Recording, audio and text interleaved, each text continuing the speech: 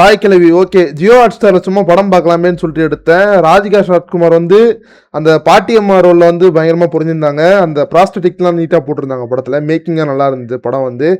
ஒரு வில்லேஜ் வைப்ல ஒரு படம் பார்க்கணும்னா பார்க்கலாம். பாலசரவணன், அப்புறம் சிங்கம் புலி, அப்புறம் அருள்தாஸ், முனிஷ்காந்த் இவங்கெல்லாம் அவங்களோட கேரக்டர் நீட்டா பண்ணியிருந்தாங்க.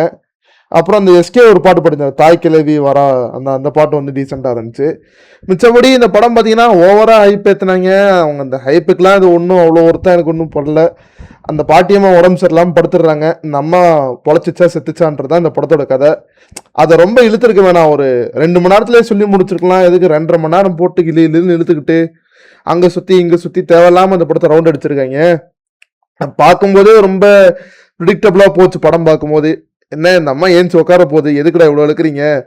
அந்த கோல்டு வச்சு ஒன்று ப்ளே பண்ணிட்டு இருப்பாங்க, நகை வந்து யாருக்கிட்ட இருக்கு, எங்கே வச்சிருக்காங்க இந்த தாய் கிழவி வந்து அப்படின்னு சொல்லிட்டு அது வந்து ப்ளே பண்ணிட்டு இருந்தாங்க.